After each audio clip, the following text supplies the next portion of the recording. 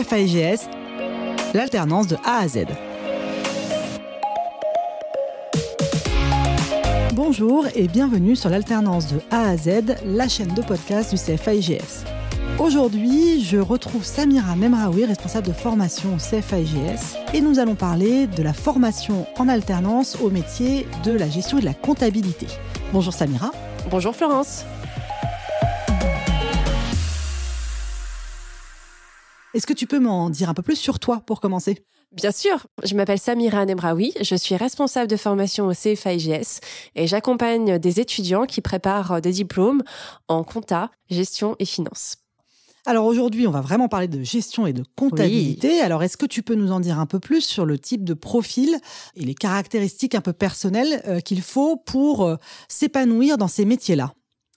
Principalement, être un étudiant assez rigoureux et méthodique. Ce sont vraiment des soft skills qui sont très recherchés par les entreprises. Un bon sens du relationnel. L'image du comptable derrière son écran est complètement obsolète. C'est pas du tout ça. On va lui demander d'avoir une bonne capacité à synthétiser et aussi s'exprimer, échanger avec d'autres services, expliquer son travail, ses résultats. Donc ce n'est pas du tout un métier isolé dans l'entreprise, loin de là. Et ensuite, avoir un goût certain pour les chiffres et pour ces métiers.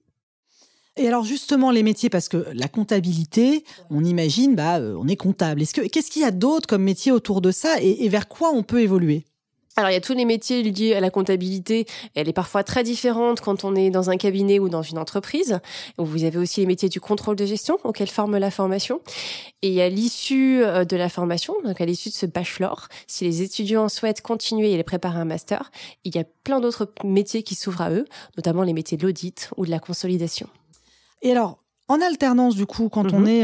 parce que bachelor, c'est des bac plus 3. Exactement. Et donc, on est jeune quand on arrive. Oui. Qu'est-ce qu'on a comme mission en entreprise ? Qu'est-ce qu'on fait en entreprise quand on est en alternance dans ce domaine-là ? En lien avec cette formation, ce sont principalement des postes d'assistant comptable ou d'assistant contrôleur de gestion. Pourquoi est-ce que c'est important de passer par l'alternance dans ce type de métier ? Alors, ce sont des métiers qui demandent une certaine expertise, et l'expertise, elle s'acquiert en entreprise, c'est certain. Mais on a aussi besoin de connaissances solides et de compétences en centre de formation à appliquer en entreprise. Donc, l'alternance, c'est vraiment la voie royale pour une bonne insertion professionnelle et pour une bonne maîtrise technique du métier. D'accord. Et quels sont les avantages à choisir le CFA-IGS pour se former justement à ces métiers de la comptabilité et de la gestion ? Alors, ils sont multiples. On a un programme de formation qui a été créé vraiment en lien avec les exigences du secteur professionnel. Les intervenants sont tous des anciens professionnels ou des professionnels encore en poste. Et ils viennent dégager un peu d'heures de temps pour donner des heures de cours. Et on a aussi une équipe pédagogique et une équipe administrative qui est très ouverte et très à l'écoute des étudiants. Est-ce qu'il y a des projets ou des choses auxquelles ils vont pouvoir participer durant leur année de formation et qui pourraient aussi toucher peut-être à d'autres choses que la compta et la gestion ? Oui, ils ont un cours de management de projet associatif. Et donc leur objectif, c'est qu'ils montent un partenariat avec une association et selon la nature et le besoin de l'association, vont lui venir en aide. Donc il y a tout un travail sur plusieurs champs. Donc pour le coup, pas uniquement sur la finance. Donc, c'est un vrai cours de management de projet. Ils peuvent les accompagner sur une partie un peu plus marketing, un peu plus sur de la communication. Donc, ça va vraiment dépendre du besoin de l'entreprise et de l'association. D'accord. Et ils peuvent la choisir, l'association ? Elles œuvrent dans quel domaine ? Enfin, vous avez des exemples ? On a des partenariats parce que nous avons déjà travaillé avec des associations et ça a bien fonctionné, donc elles souhaitent encore travailler avec nous. Mais après, si l'étudiant a déjà une vie associative accomplie et si elle souhaite la garder et nous proposer du coup de nouveaux projets, on est tout à fait ouvert. Donc, ça va leur permettre aussi de toucher à d'autres choses. Alors, Exactement. ils vont utiliser leurs compétences, j'imagine, de rigueur dans l'organisation, mais en même temps... Des compétences un peu plus transverses, notamment de management d'équipe, ce genre de choses. Et alors, on peut évoluer vers quoi ? Je veux dire, si par exemple, je fais une formation comme celle-là, à moyen terme, quelles sont mes perspectives d'évolution ?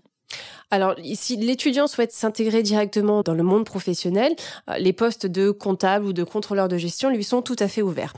Autre possibilité, s'il souhaite aller vers des postes avec un peu plus de responsabilité, des postes de direction notamment, avec une équipe à manager, continuer sur une formation à bac plus 5, l'expert financier chez nous, tant qu'à faire, et ensuite, avoir accès à ces postes avec plus de responsabilités. Donc, en fait, vous proposez aussi une continuité. C'est-à-dire que je peux sortir avec mon bachelor, mais je peux aussi poursuivre et approfondir un peu mes connaissances dans ces domaines.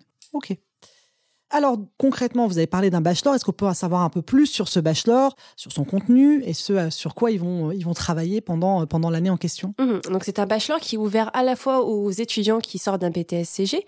Donc c'est un BTS qui les forme au métier de la compta et de la gestion, mais aussi aux étudiants qui sortent d'un BTS complètement éloigné en fait de ce secteur-là, type le commerce, peu importe. Donc l'objectif c'est leur donner des bases sur de l'analyse financière, en comptabilité et en gestion, et ensuite les faire monter en compétences. Donc, je peux arriver, je sais pas moi, d'une fac de droit et intégrer ce bachelor. Oui, donc nous, ce que nous recherchons, ce sont des étudiants motivés, qui savent pourquoi ils sont là, qui ont une bonne connaissance de la formation, et ensuite on va les faire monter en compétences. D'accord. Et alors, du coup, le CFA-IGS, Oui. où est-ce qu'on peut vous trouver? Comment est-ce qu'on peut vous contacter? Alors, nous sommes rue Pierre-Dupont, dans le 10e, entre Gare de l'Est et Gare du Nord. On est tout près du métro 7, dans un superbe quartier, et on a de beaux locaux qui s'étalent un peu dans le quartier. Donc, j'invite tous les candidats à venir voir un peu.